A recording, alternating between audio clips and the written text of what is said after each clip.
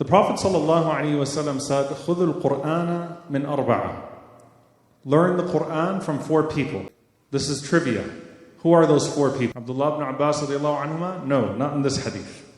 Even though he is Habrul Quran. Abdullah ibn Mas'ud radiallahu anhu, good, that's 1. Ubay ibn Ka'ab radiallahu anhu, that's 2. This is like a fundraiser now. 3rd, Mu'adh ibn Jabal radiallahu anhu, and the 4th one? Always the toughest one. No. Salim Mawla Abi Hudayfa. May Allah be pleased with them. So Salim, Mu'adh, Abdullah ibn Mas'ud, and Ubay ibn Ka'ab. These are the 4 people. In this authentic narration, the Prophet ﷺ said, take the Quran from these 4 people. Now, Salim radiallahu ta'ala anhu was martyred in the battle of Yamama. Very famously, along with Abi Hudayfa radiallahu ta'ala anhu. A beautiful story of 2 men who came from Mecca together, and they were lifelong, friends, subhanAllah. Salim is the soulmate in such a beautiful way, right, of this family of Abu Hudayfa, and there's a story behind that. So Salim radiallahu ta'ala anhu was killed early on, was martyred early on. Mu'adh ibn Jabal radiallahu ta'ala anhu, the Prophet ﷺ sent him to Yemen. May Allah subhanahu wa ta'ala be with our brothers and sisters in Yemen. Allahumma ameen. So that leaves 2, Ubay ibn Ka'ab radiallahu ta'ala anhu, and Abdullah ibn Mas'ud radiallahu ta'ala anhu. Why am I giving you this context? Because sometimes we have discussions and it's important to put it in a seerah context. When Umar radiallahu ta'ala anhu gathered the Muslims for Taraweeh, meaning people were praying Taraweeh in pockets, and he gathered them behind one imam, he chose Ubay ibn Ka'ab radiallahu ta'ala anhu. And Ubay ibn Ka'ab radiallahu ta'ala anhu is the one, so if you were to pray Taraweeh in Medina, just imagine yourself just a few years after the death of the Prophet ﷺ, you would be praying behind Ubay ibn Ka'ab radiallahu anhu. Ubay ibn Ka'ab radiallahu ta'ala anhu is the one who famously swore that Laylatul Qadr was on the 27th night. He swore by Allah that Laylatul Qadr was on the 27th night. So what usually happens when 2 people have a difference of opinion, or you've got, like, you go to a scholar and you ask him something and you want to see if someone else is going to say something different, you just get that answer and then you go to someone else and you don't tell the other person that you asked that person, right? You just ask them, what's your opinion? And then you go back to the first person and you say, hey, well, that person said this, right? Sheikh Yasser, it happens all the time, that person said this, that person said that person said this, right?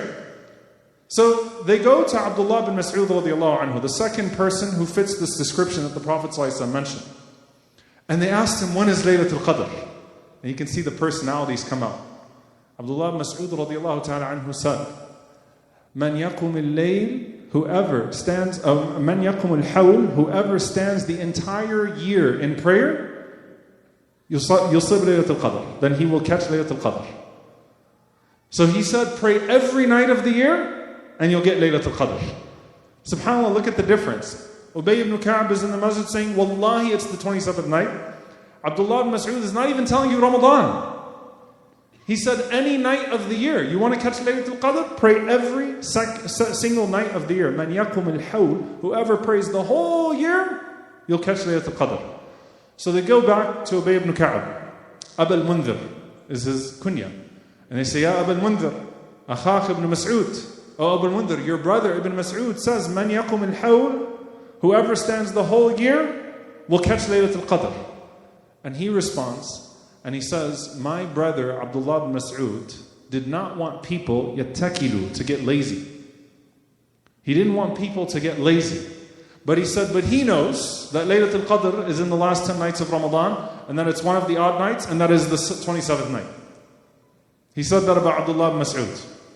I'll give you another incident to give you a little bit of perspective on this entire discussion about the attitude that the companions were talking about. Because it's not the answer, it's the attitude.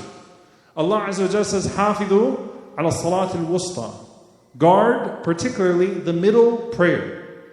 What is salat al-wusta? Salat al-asr?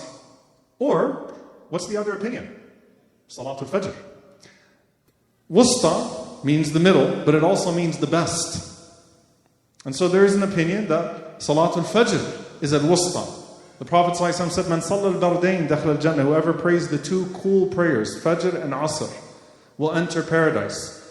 And in the Quran, al-Fajr kana mashhuda. The recitation of Fajr is witnessed by the angels. So some of the scholars say Salatul Wusta is actually Fajr prayer. Now, you go to Umar ibn al-Khattab radiallahu ta'ala anhu with this type of a question. And you say, which one is Salatul Wusta?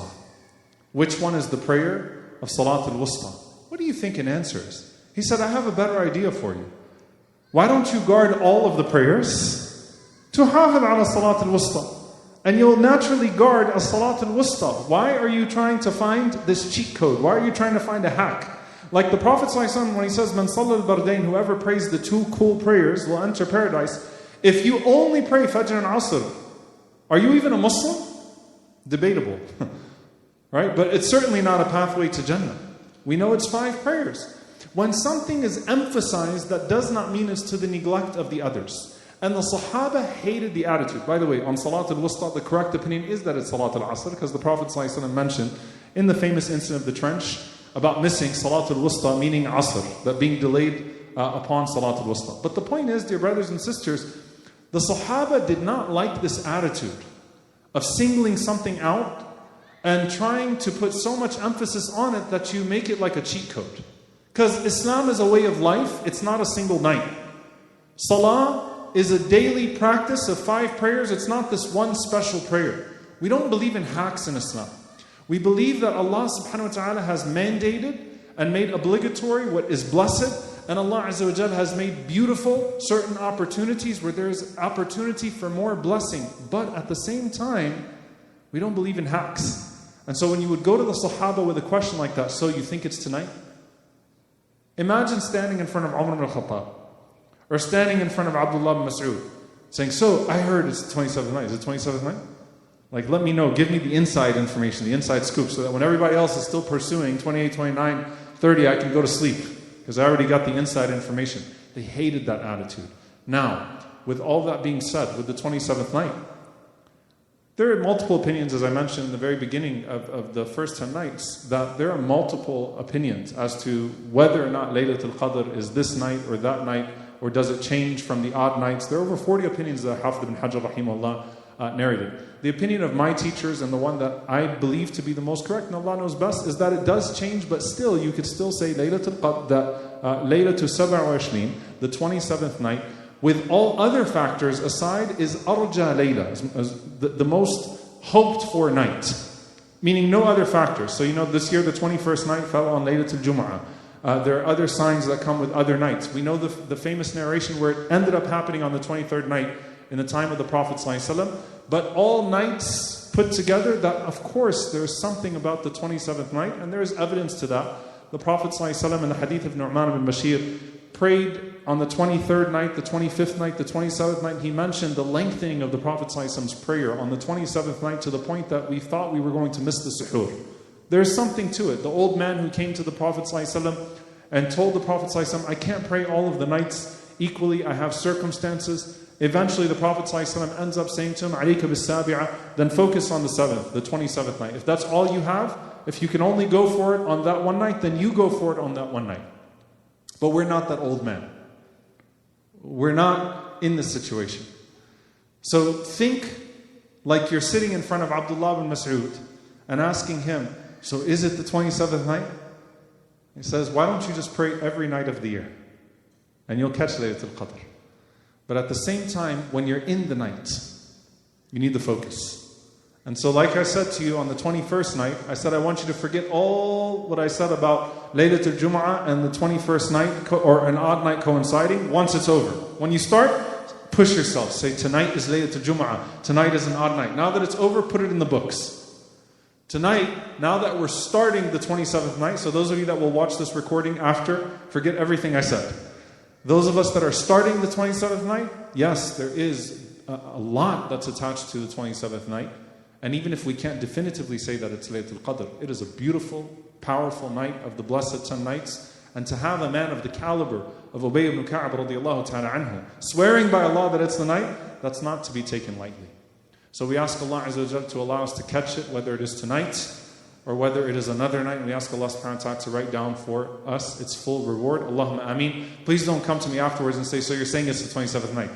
saying push yourself on the 27th night and push yourself with the nights that remain. Barakallahu feekum. Assalamu alaikum wa rahmatullahi wa barakatuh.